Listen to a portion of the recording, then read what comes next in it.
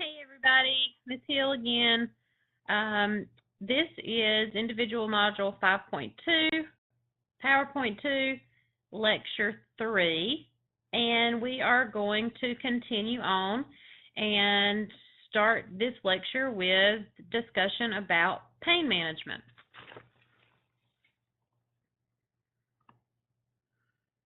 So, we have a few reasons why pain happens during labor and birth. And some of those main reasons are ischemia of the uterine cells due to contractions. All right, if we have contractions, the blood flow to that uterus is being hindered in a way whenever those contractions happen, which causes ischemia of those uterine cell muscles, the uterine cells of the muscle, and that causes pain. Same type of deal that happens with menstrual cramping whenever we talked about that earlier in the semester. Also, we have stretching that happens with the soft tissue. So all that soft tissue in the birth canal, the perineum, the inside of the vaginal canal, the cervix, all of those things begin to stretch and expand, and that is not comfortable. Pressure happens. Pressure usually happens whenever the mom experiences lightening towards the end of her pregnancy. And pressure also happens at an extreme as the baby is descending through the pelvic inlet and mom enters that transition phase in the first stage of labor and then throughout the pushing stage until delivery of the baby.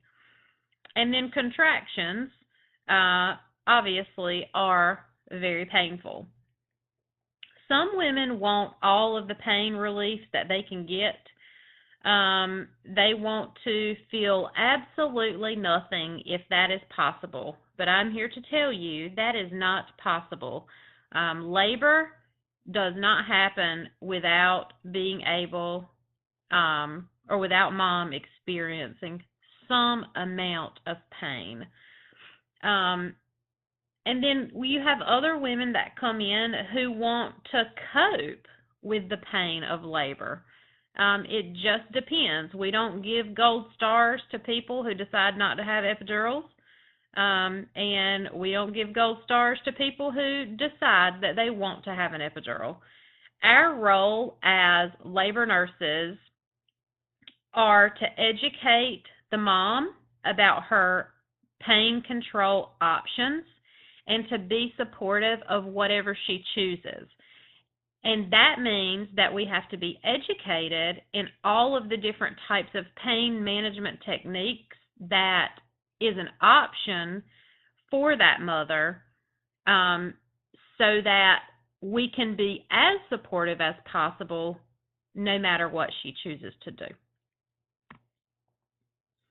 We're going to talk about the types of pain related to the different stages of labor. And here in the first stage, what moms experience is internal visceral pain, organ pain. Okay, she's having contractions. Those contractions happen to her uterus. And so therefore, that's where that visceral type pain comes from. It's, it feels internal. A lot of the times, mom feels some of this in her back and in her legs, and that has to do with some of the stretching that's caused because of the contractions. And then what we see that comes along with those contractions, the actual causes of that pain are dilation and effacement of the cervix, distension of the lower uterine segment, contractions that cause uterine ischemia. Distension of the lower uterine segment is what happens as the baby begins to descend into the birth canal. As the baby begins that descent, it will distend that lower portion of the uterus. And when I say lower uterine segment, I mean in the area where, if you can picture this in your mind, in the area where they would make a C-section incision, that lower transverse incision. So that area begins to distend, and it's painful. In the second stage of labor, moms feel very localized somatic pain. They have a burning, splitting, tearing, pressure type sensation in the perineum. And the reason this happens is because of fetal descent. The baby starts to come out and be expelled. There's pressure and distension of the vagina and the perineum.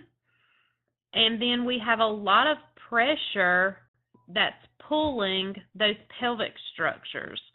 And then also, possibly, mom may experience lacerations of soft tissues. Does she still experience some of that internal and visceral pain from the contractions? Yes, she will, but this localized pain tends to sort of overtake the pain cycle during the second stage. She's feeling everything down in her perineum, and the pressure is so extreme that it becomes extremely uncomfortable if she's having a vaginal delivery. So for the first stage of labor, moms focus on that internal visceral type pain, that pain that comes from contractions. And then in the second stage, which is the pushing stage, right, everything's very localized to one area. In the third stage, mom is back again to visceral pain. It's very similar to the first stage. Remember, at a third stage, this is where we've delivered the baby, and now we're waiting on the placenta to come out. So contractions are still happening to help that placenta separate from the uterine wall and be expelled. And so those contractions still happening, and then there's still some pulling and pressure in the pelvic structures as that placenta begins to come out. In the fourth stage, which is our recovery stage, mom experiences distension and stretching of the vagina and the perineum that happened during the second stage with that splitting, burning, and tearing sensation. So now everything's sort of been stretched out and just left, for lack of a better way to explain it. So in the fourth stage, mom is experiencing, she will be experiencing uterine contractions because at this point we've started her Pitocin, and we are rubbing her fundus every 15 to 30 minutes through that recovery stage. And this is where we're going to have to start taking care of things that could have happened, like lacerations or episiotomies. Epidurals start wearing off at this point, so she really starts to feel the full force of what has really happened. There are several complementary and alternative therapies that we can help moms with during labor. Part of that is relaxation, helping her really to just find a calm sort of inner peace with what's going on and keeping her as relaxed as possible. One very effective way that we can do this is through breathing exercises and making sure that her breathing stays focused. Focusing in imagery, breathing techniques, herbal therapy, aromatherapy, heat and cold, hydrotherapy, so there again, that water birth, warm baths seem to really help with contraction pain. Therapeutic touch and massage, so that effleurage, those light stroking of the abdomen.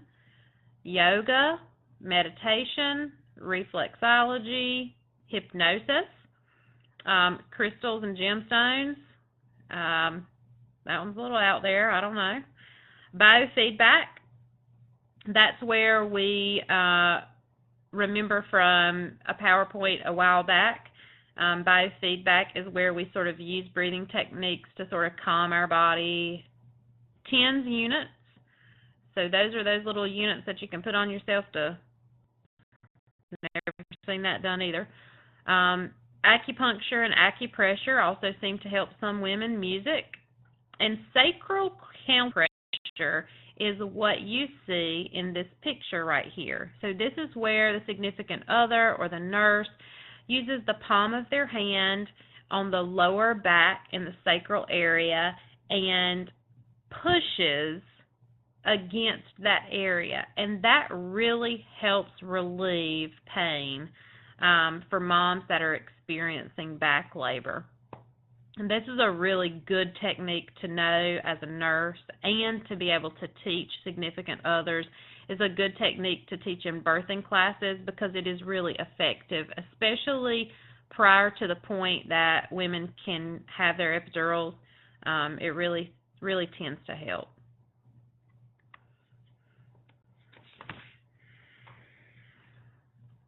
Okay, pharmacological methods for pain management. So what else can we do in regards to pain management during labor and birth? Well, we can give narcotics. Most of these, what we give are opiates. Demerol, Stadol, Nubain, fentanyl, and morphine sulfate are all drugs that are appropriate for us to give during labor. The ones that you see most often when we're talking about IV pain meds are Demerol, Stadol. Those are the two that you probably tend to see the most. Fentanyl is that we see in epidurals. But I guess theoretically that could be given IV as well. Our adjunct medicines are Phenergan and Vistaril. And these two meds are given along with, as an adjunct, along with one of those narcotic meds at the top. The reason for that is to prevent nausea and vomiting and to increase the effect of the narcotic medication. So these are two that are usually given together. If your mom reports that she is, if you're in giving medications, especially if they are narcotics and phenothiazines or those adjunct meds, and your mom reports to you that she has to have a bowel movement, you're not going to give her that medication. So if you've drawn this medication up because she is screaming in pain and she wants something now and it's time for her to have it, and you go get it, and you go back in the room and she tells you, I'm having pressure or I need to have a bowel movement, we are not going to give that medication. We are going to tell her no, that we need to assess her first, and we're going to do a sterile vaginal exam so that we can assess what her cervix is like. Because if she is in that transition phase of the first stage of labor where her cervix is 8 to 10 centimeters dilated, we are not going to give her any narcotic pain medication because it is too close until time of delivery, and we do not want those medications circulating in the baby at a level that they will cause respiratory depression whenever the baby's born. So before we give pain meds, we always want to do a sterile vaginal exam to be certain that mom is not in that transition phase or close to delivery. So take note of that. What are some of the possible side effects for mom and for the fetus whenever we are talking about narcotics and the adjunct meds we give with those? So let's focus on mom for a minute. Obviously, those meds can cause respiratory depression, and the reason is because moms have a loss of protective airway reflexes, and then that can result in hypoxia should that respiratory depression happen and it not be managed appropriately. Also, they reduce gastric emptying, which puts them at an increased risk for aspiration and nausea and vomiting. Now remember, pregnant moms already have reduced gastric emptying. It's slowed, and their GI absorption is slowed as well. So they're already at risk for nausea and vomiting, already at risk for aspiration. So we want to be really careful. Another reason why we give these narcotics and opiates with an adjunct. Dizziness, sedation, itching, dry mouth can be caused by some of those adjunct meds, that Vistaril and the Phenergan. Sedation's on there twice. Tachycardia can happen, and hypotension. And usually when you see that tachycardia and that hypotension, it's because mom is being sedated to a point that her blood vessels are really just sort of dilating, and that causes the tachycardia because the cardiac output has decreased somewhat.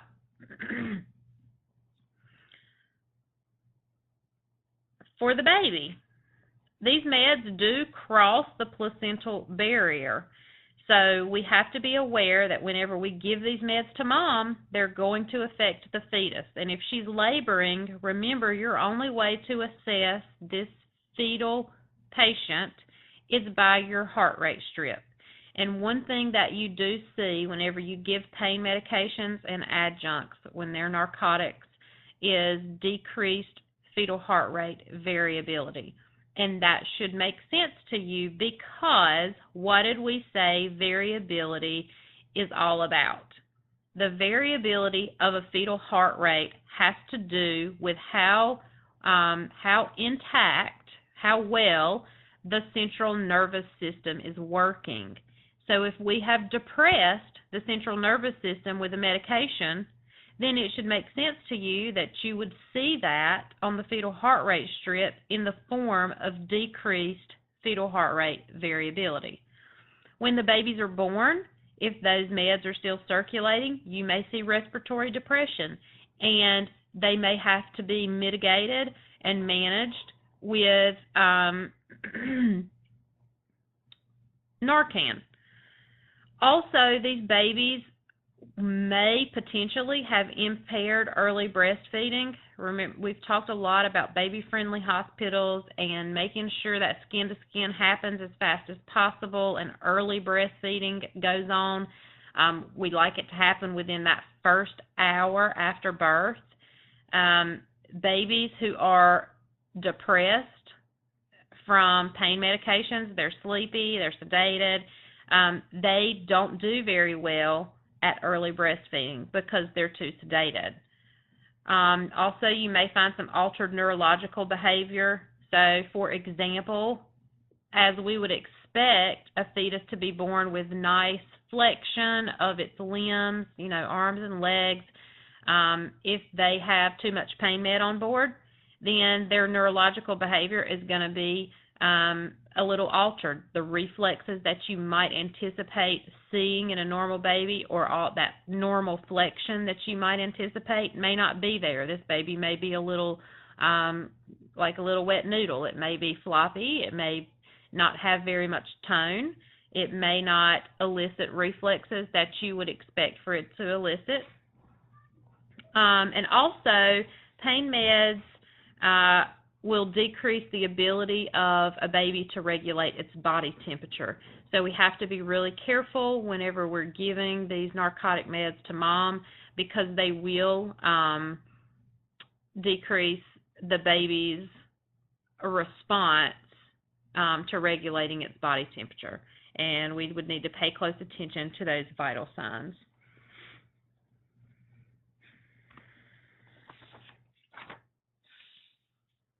All right, so let's talk about anesthesia really quick. We have 3 different types of anesthesia. that can be offered to moms who are during labor and birth. The first one of these is a local anesthetic. Now, local anesthetic means that we only put it in one spot to nerve that particular area, okay? So like lidocaine, whenever we inject lidocaine into a certain spot on the skin just to numb that area, that's a local anesthetic. And then we have regional anesthetics, and those are things like your epidural and your spinal. With these couple of things, what we do is we put this medication in an area that will numb up an entire region of the body. We're covering many dermatomes. And then general anesthesia, obviously, is where we put mom completely to sleep. So let's talk about the pudendal block really quickly. The pudendal block is a local anesthetic. Some places consider it local anesthetic and some places consider it a regional one. For the purposes of this class, we're going to consider it a local anesthetic. It's comprised of lidocaine and bupivacaine, and it is injected into the perineum very close to the pudendal nerve. The pudendal nerve is are the nerves that innervate the perineum, the vulva, and the rectal areas in mom. So if we numb up this particular nerve, then we can cease pain to her perineum, her vulva, and her rectal areas. So we would use this particular kind of anesthetic only in the second stage of labor, so 10 to 20 minutes prior to delivering. This is not something that's done over and over again. It's a one-shot deal, and we do it to help relieve that localized somatic pain during that second stage of labor. So that burning, pressure, pain that mom feels in her perineum, this is the type of anesthesia that's good for that. The good thing about it is that there are no maternal or fetal systemic effects because we're injecting it directly towards a maternal nerve. It's not really, in her system. It's not systemic. And on the flip side of that, we can have some issues that go along with pudendal blocks, and those include hematomas, and it could interrupt mom's bearing down reflex. So remember, one of our 5 critical factors of labor is power, and part of power includes pushing effort. So if we interrupt the effort of mom to bear down or push, that reflex that she feels, the urge that she feels to do that, it could hinder that power portion of one of those 5 critical factors. Now, nursing care-wise, we want to educate mom about this type of anesthesia. We want to coach her during the pushing process. We want to assess the fetal heart rate and the maternal blood pressure in case of hypotension. Although this is not a systemic anesthetic, we would still want to monitor mom and baby just in case there was a little slip up and some of that ended up in her bloodstream because maybe a vessel was punctured or whatever. Also, we want to make sure she's not allergic to it, correct? So she would have some type of allergic reaction to it if she'd never had it before. We would want to monitor for that. We also want to assess the perineal area post-procedure because we want to make sure no hematomas pop up, and we want to make sure that her feeling comes back appropriately. Education-wise, it would be very important to let your patients know that this type of anesthesia can't be used until about 10 to 20 minutes before she actually delivers the baby.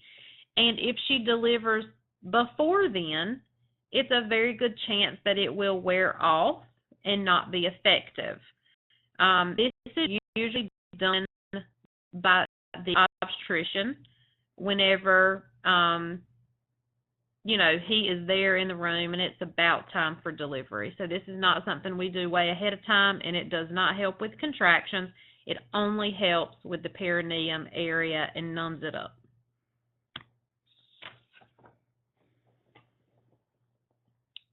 So what about epidurals? Almost everybody gives an epidural these days. So the placement of the epidural medication is inserted or administered into the epidural space inside the ligamentum flavum between L4 and L5, or L3 to L4, or L2 to L3. Now, if you're sitting straight up in your chair, put both of your hands on either side of your hip bone, the very top of your hip bone. All right, so kind of squeeze your sides until you can find the very top of your pelvic structure as you're sitting. And now, once you've got your hands on either side of your waist in that very spot, run your fingers over directly to the back of your spine and try to find the area between one of those or two of those vertebrae. So directly draw an imaginary line directly from the top of your pelvic structure all the way around to the back and find the area in between your two vertebrae. This is the area where your epidural is usually placed, so in the lumbar section. They inject morphine and fentanyl, and you can do this either continuously or intermittently. If you do it continuously, then we've got a catheter that we stick in there and run medication through continuously, just like with an IV. Intermittently, the medication goes in intermittently. You can hook it up to a PCA and give yourself a PCA dose and do that intermittently. Theoretically, they could be a one-shot deal, but most often we're hooked up to an epidural pump, very similar to a PCA. The epidurals block both the spinal nerve roots and the sympathetic nerve fibers. So mom gets pain relief during labor and during the birth. The goal of the epidural is to relieve her labor pain and relieve the pain of the birth like the pudendal would do, so numbing up the perineum area as well, but leaving the sensation of pressure intact so that mom can effectively feel the descent of the baby and be able to push and bear down effectively. However, with an epidural, what's really nice about that is it doesn't become uncomfortable to the point that it is painful to mom. Indwelling catheters and the use of the PCA is common, just like I just told you. It eliminates the sensation from the umbilicus downward. It takes effect in about 15 to 20 minutes once it's placed, and it can last, if it's a one-shot deal, anywhere from 40 minutes to 2 hours, or if you place that catheter, it can last as long as necessary because we can continue to dose it over and over again. And that is how you will see it given most often. It's administered during active labor. So when the mom is about 4 centimeters dilated, then we can start calling for her epidural if she's asking for it. The reason why we want to wait until active labor to place an epidural is because if we give an epidural or pain medication for that matter in the latent phase of the first stage of labor, then we can really slow things down for mom. We want those contractions in a very good pattern, so coming frequently and lasting a good bit of time before we start to give things to mom systemically that may possibly slow her labor down. So that is why we wait until the active stage. Some big side effects of epidurals, hypotension and the reduction of that bearing down reflex mom may feel, a delay in fetal descent due to the loss of that reflex, and possible misplacement of the epidural, which could cause other issues such as spinal headaches or cardiac arrest. You see that hypotension is in red here, and it's in red here for a reason, because that is what we see most often with epidurals. What happens with an epidural is that it dilates the blood vessels below the area in which we've given it. So if it's working from the umbilicus down, then it's dilated all those blood vessels from that point down. If all of our blood vessels in the lower half of the body dilate, then they are not working quite as hard to get all of that blood flow back to the heart. And if that's the case, then our cardiac output will decrease, and in turn, we're going to have hypotension. So we are always prepared to take care of this hypotension should it occur. We monitor blood pressure throughout the procedure. We monitor blood pressure very frequently after the procedure, and we are always ready to give some ephedrine, either IV or IM or both if we need to, if hypotension occurs. This is also the reason why we give moms a big bolus of fluid through her IV prior to placing an epidural. Anywhere from 700 to 1,000 mLs is what she needs bolused in. What are the advantages? So the advantages to an epidural are that mom can stay pain-free, pretty much. It reduces her stress level, and if we reduce stress and we reduce pain, we can control vital signs better. We can, and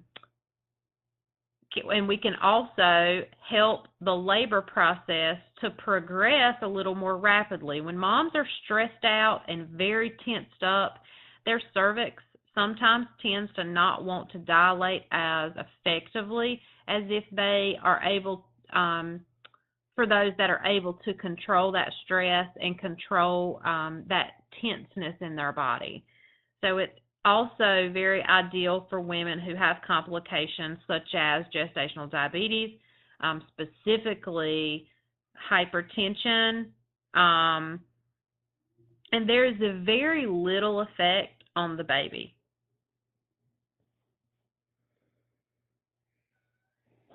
So another thing to mention here is that, sometimes patients will say, oh, that epidural gave me a spinal headache.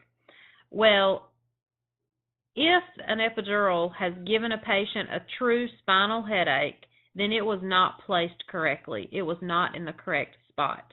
An epidural will not cause a spinal headache because it does not puncture the area to allow cerebrospinal fluid to leak out, so it's not possible for an epidural to cause a spinal headache. The only way that it does that is if it was not inserted correctly. So we need to educate our patients about that.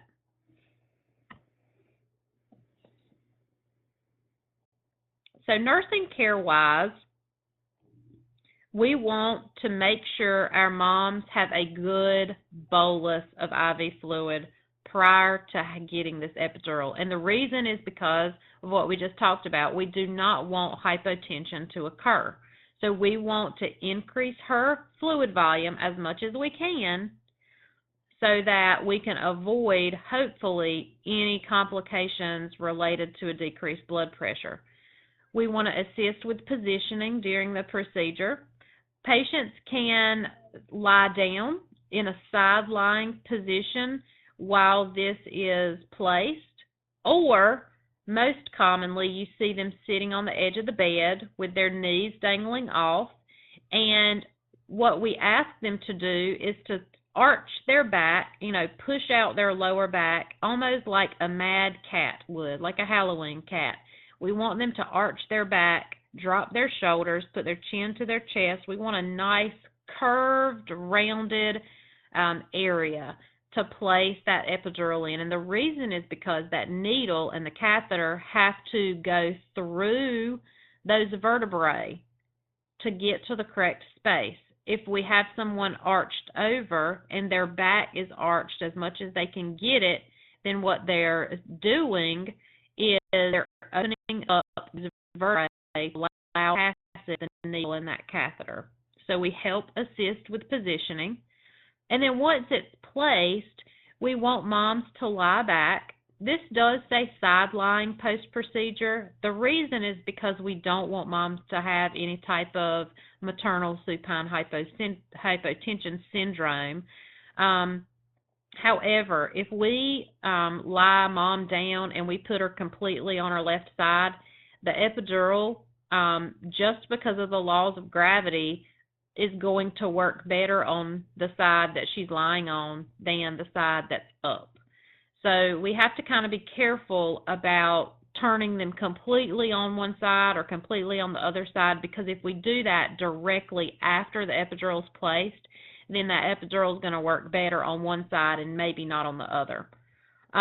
We want to assess fetal heart rate and maternal vital signs continuously throughout this procedure, because we want to make sure that there is no side effects that happen. We want to assess for bladder distension, because once we put this epidural in, moms may not be able to, they may not have the sensation and need to void. In many facilities, they actually will place a Foley catheter after the epidural has been placed. However, evidence-based practice does not support this anymore. Now we are supposed to be offering moms to void and placing them on a bedpan every 2 hours, because believe it or not, they can still void even if they have an epidural. They just may not have the sensation to tell you they need to. So your assessment of bladder distension is very important, so that it does not become distended and rupture or affect the labor process. We want to monitor eyes and nose, and sometimes after an epidural things will slow down a little bit contraction-wise, so we may have to administer some Pitocin to augment her labor.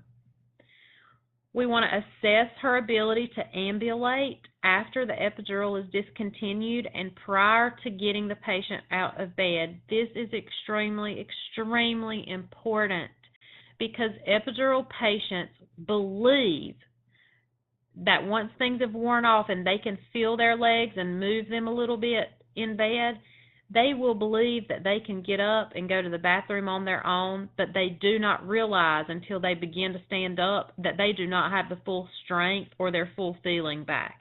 So we have to be very careful about our assessment in making sure that they are truly ready to get out of bed. If a mom experiences hypotension after an epidural, then here are the things that we do for her. We raise her legs up, because that's part of the reason why she's experiencing hypotension. We have a bunch of dilated blood vessels in the lower half of the body. If we can raise her legs up, elevate her legs above the heart, then we can help bring all that blood back to the heart a little easier because of gravity. We want to administer oxygen, because if mom is having some low blood pressure, then not as much blood's getting to the placenta, not as much blood is getting to the baby, and that alters oxygen supply. So we want to attempt to keep it from affecting the baby in a negative way. So we give mom oxygen. And then we also give ephedrine. We can give it IV, IM, or we can give it both ways. And we can give it both ways at the same time, depending on how low the blood pressure goes. If an epidural medication enters the bloodstream, this is an emergency. We have to administer oxygen. We give an anticonvulsant IV like Valium or Pentothal, and there will be a prompt delivery of the fetus, because what happens if this medication enters the bloodstream, mom will very likely go into cardiac arrest or have some severe respiratory failure. So we have to be prepared for that. We have to know it's a possibility. And to prevent this from happening, usually what happens is we do a test dose prior to starting the epidural. So as the anesthesiologist or CRNA is placing that epidural, they will tell you as the nurse, okay, I'm getting ready to insert the test dose. And when they insert that test dose, what you are looking for as the nurse is the patient reporting things such as ringing in the ears, a shooting sensation down one side of the body or the other, an increase in heart rate, decrease in blood pressure. Those would be telltale signs to you that things have not been administered in the correct area. They've gone into the bloodstream instead of the epidural space.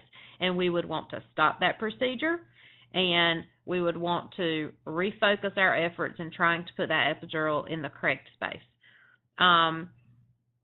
This is also a very real possibility that your anesthesiologist and your CRNA are aware of, and so you work together as a team to prevent this or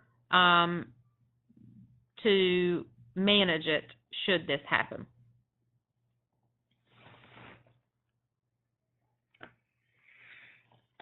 It is also worth mentioning that if you have a patient who experiences a hypotensive response to the epidural, that out of these few things, I want you to really think about which one of these would be your priority nursing action. We can raise the legs all day long. We can give her oxygen all day long. But will those two things really fix her blood pressure if we have caused that from administering a medication and her blood vessels are dilated and is not able to get that blood back to her heart? And the answer to that is no. Your priority nursing action is going to be to give that ephedrine, because that's the only thing out of those things listed there that is actually going to get her blood pressure back up and prevent that hypotension. Those other things definitely are measures that we want to take. They're interventions that we want to do, but they are not going to fix your problem. Epinephrine is the only thing listed here that's going to fix your problem, and so that would be your priority.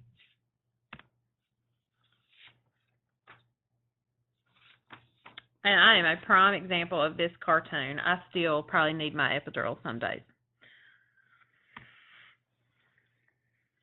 All right, so let's talk about regional anesthesia and continue on with what the spinal is.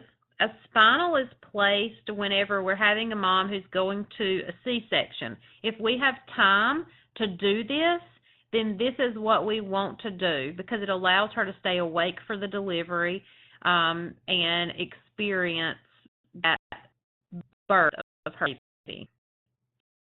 Spinal is the placement of medication into the subarachnoid space between L3 and L5. So around the same place an epidural is put, but the medication goes into a different area, and we'll see that in a picture in a minute.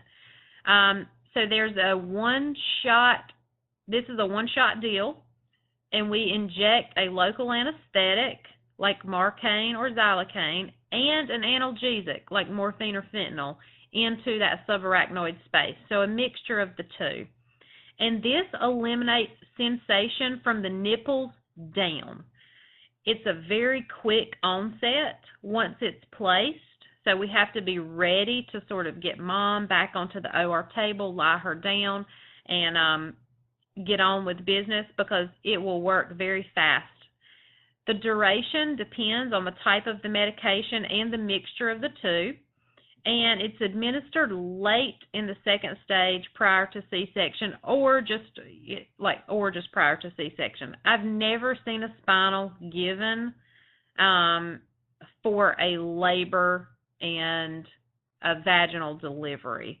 I've never seen that happen because the risks are great. But the side effects are very much the same for spinal anesthesia. So we have hypotension because it works in much the same way the epidural does.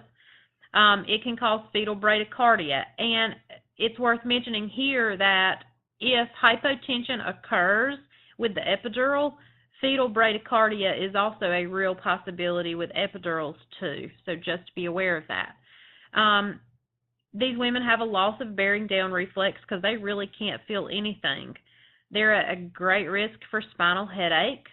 The medication, especially that morphine and fentanyl, can cause moms to itch. So they have pruritus typically afterwards or maybe even during, like after the delivery. Usually is when they'll start complaining about that itching, and that may be because that's just when they notice it. But as that, for whatever reason, those analgesics really tend to cause moms to itch. And these moms also may have bladder and uterine atony. So we have to pay close attention to their intake and output. We want to make sure that they're avoiding and that their bladder is not becoming distended. And then we also want to pay attention to the uterus as well, because after delivery, if we have uterine atony, that puts our mom at risk for postpartum hemorrhage. If her uterus does not want to cramp up and clamp down after delivery, then she is going to bleed. So we have to pay very close attention to that with our spinal anesthetic patients.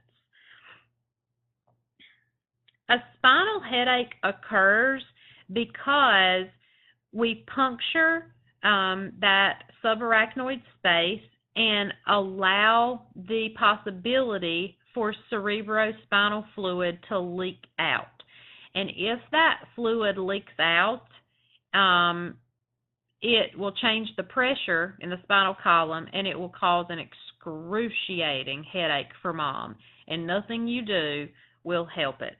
They are very sensitive to light. They feel like they can't open their eyes. They have to lay flat in bed because if they sit up even a little bit, it feels like their head is going to blow off of their shoulders. It is terrible. And sometimes the only way to fix it is to do a blood patch, and that's done usually a couple of days later. Sometimes maybe they might do it a few hours later depending on where you are and the anesthesiologist.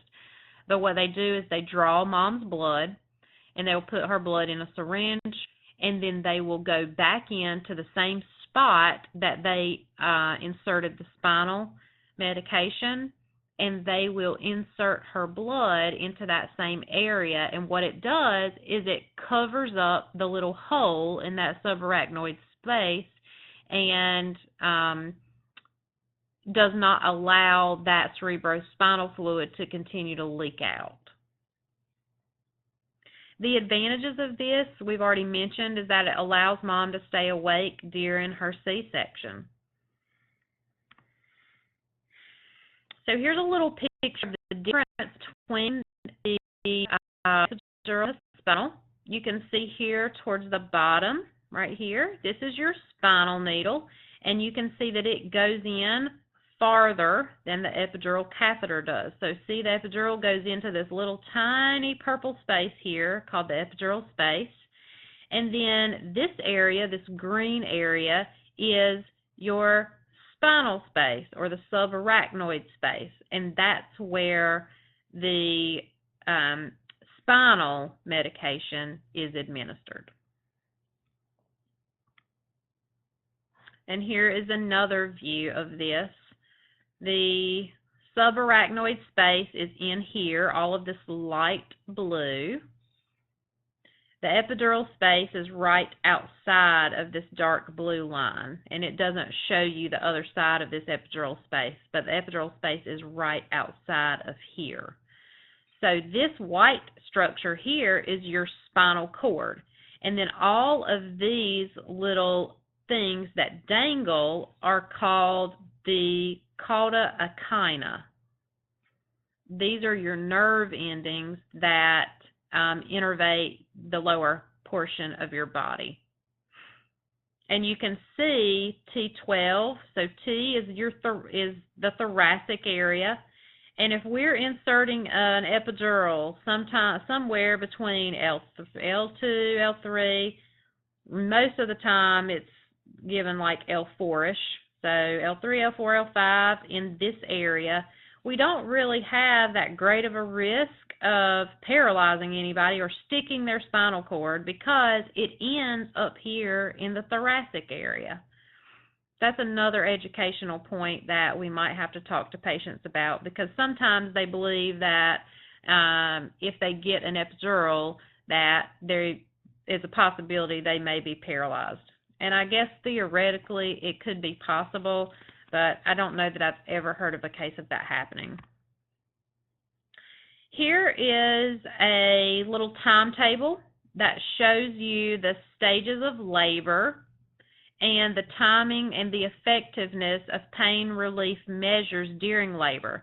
I want you to notice that those non-pharmacological methods will last from the first stage all the way to the third stage. You can get those all day long. Sedatives, such as your spinal block,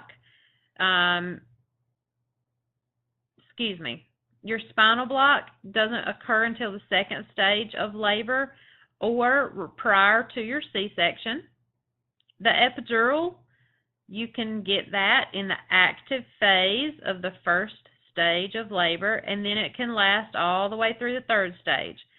The pudendal block also will not happen till later, which is during the second stage, and then it'll last hopefully through your third stage.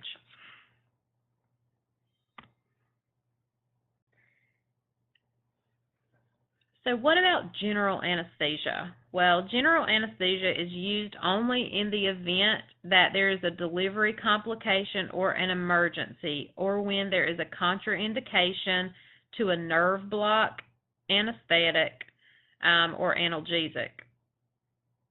What we use when we do a general anesthetic for a mom who's going to give birth is we use pentothal or succinylcholine, or the drugs that are usually the drugs of choice there.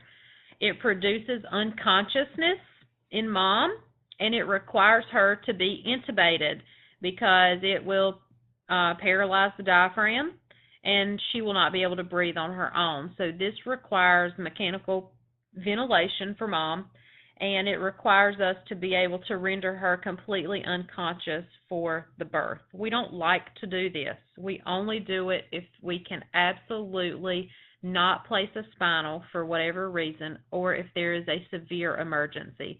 In emergencies, we do not have time to place a spinal because it takes a good amount of time to be able to do that.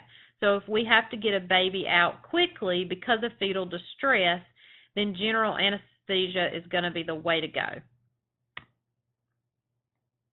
We have to keep mom NPO. This is another reason why moms stay NPO during labor still these days, is because of the risk that something could happen to cause fetal distress, and we may need to put her to sleep for a C-section. So this is one reason why we don't allow moms to eat during labor. We want to monitor the fetal heart rate and the maternal vital signs throughout this process. We want to make sure we've got good IV access and an infusion. They usually will get some type of Zantac, some type of histamine H2 receptor blocker, something to increase gastric emptying, such as Reglan. We have to be careful how we position mom during a C-section, specifically with general anesthesia as well, because we want to put a wedge up under her hip so we can prevent that maternal supine hypotension syndrome. Sometimes the ologist or the CRNA will ask you to perform cricoid pressure, and that's just where you find the cricoid in the neck and actually put pressure on that, and what that does is it helps. So the cricoid area would be somewhere kind of right in here. And the reason that we would put pressure on that is because it helps the ologist or the CRNA to vocalize, to visualize the vocal cords, and that's where the endotracheal tube is slipped. We want to slip it through those vocal cords. And so cricoid pressure will sometimes help them visualize those vocal cords a little better. Postpartally, we have to assess for uterine atony because those drugs circulating in mom's system have the potential to cause uterine atony, and we do not want a postpartum hemorrhage on our hands. So we want to make sure that her uterus stays nice and firmed up after delivery. And another thing with general anesthesia is that it delays bonding for mom and baby. So as soon as mom wakes up and she's alert enough to be able to hold her baby safely, we want to facilitate that bonding as soon as we possibly can. A few nursing diagnoses to consider related to labor pain are obviously acute pain, anxiety, powerlessness, risk for infection, decisional conflict, and ineffective coping. I'll let you guys fill in the related tos and the as evidenced bys.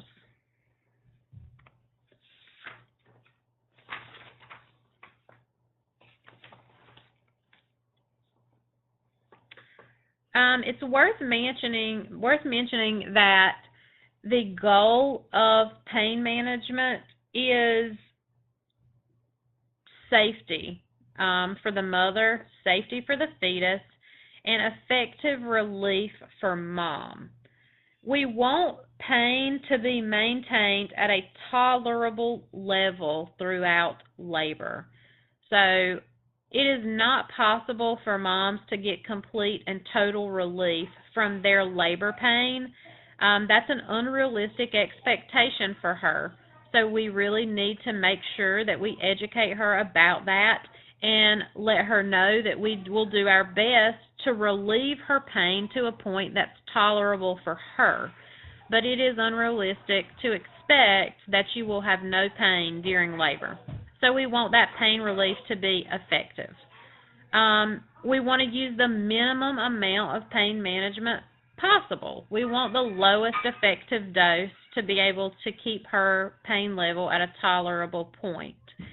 And we want to administer pain medication and have pain management things that have the least side effects on mom and baby.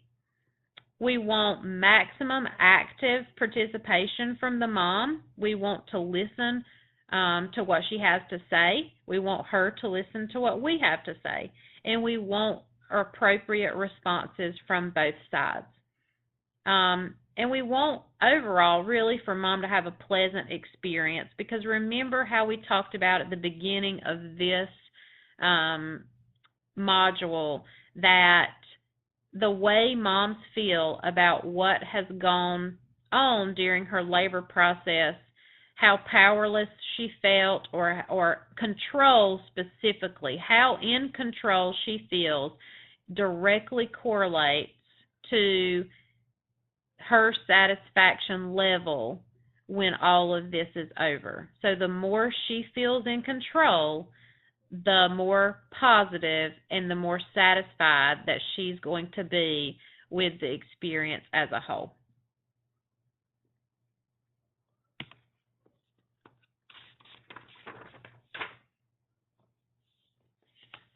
Nursing-wise, your responsibilities are to make sure that we give these pain management techniques at the right time.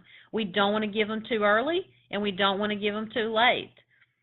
So refer back to that chart that you saw earlier in the slides. We want to make sure we have vital signs before, during, and after any type of pain management techniques.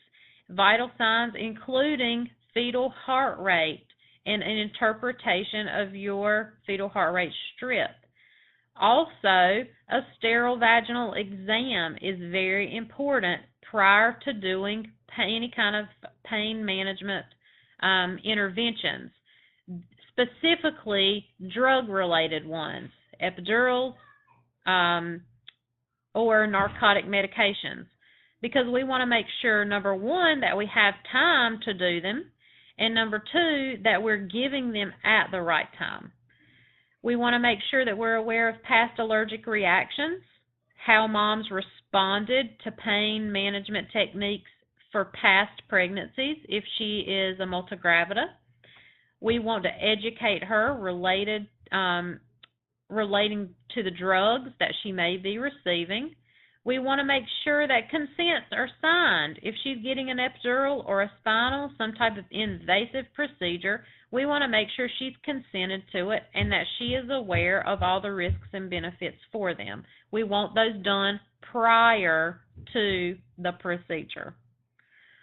We want to know what the age of the fetus is and the condition of the fetus, because that will also depend on which type of pain management is the better one. And we want to evaluate effectiveness always, because if one type of medication or pain management technique is not effective, we want to evaluate what else can we do to help mom. Does she need another type? Also, we have to consider cultural aspects of labor pain, religion, different beliefs that people may have, their ethnicity and race, and the birth environment. Who is their labor supporter?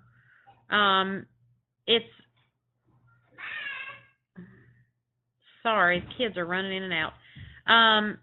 It's very important to make sure that we're aware of their cultural needs so that we don't step on any toes, and so that we are aware of things that are acceptable to them and things that are not acceptable.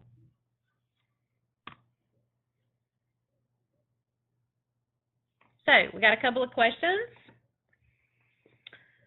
The nurse is caring for a client in active labor, and the client reports lower back pain. The nurse suspects that this pain is related to persistent occiput posterior fetal position. Which of the following non-pharmacologic nursing interventions is appropriate? So we're looking for non-pharmacologic nursing interventions that would be appropriate for lower back pain. And the correct one here is B, sacral counterpressure. For some reason, whenever babies are in an occiput posterior position, moms tend to experience a lot of back labor. So that's one reason why that second sentence says that the nurse suspects that it's related to the fetus being positioned posteriorly. Number 2, a nurse in the labor and delivery unit is caring for a client in the second stage of labor. The client's labor has been progressing and she is expected to deliver vaginally in 20 minutes. The provider is preparing to administer lidocaine and perform an episiotomy. Which type of regional anesthesia block would the nurse anticipate the provider to administer, it should say? The answer here is A, pudendal block. And like I said, some places say that the pudendal block is a regional anesthetic. I do have it listed as a local anesthetic here on this PowerPoint. For the purposes of your test, it will be listed as a local one, but don't let that get you confused, okay? The answer here is pudendal block. And your clues are second stage of labor and delivering vaginally in 20 minutes. And then also the fact that the provider is getting ready to perform an episiotomy, which is pain that is very localized, and this would help pain relief in that particular area, so the perineum. Question 3. The most important nursing intervention for a client in labor who has just received epidural anesthesia would be to monitor the B, mother for hypotension. Remember, that was in red. Hypotension is the biggest side effect of epidural anesthesia.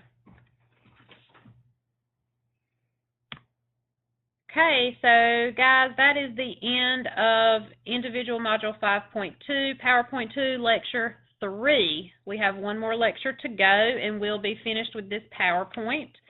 So thank you for listening, and tune back in for the next one in a bit.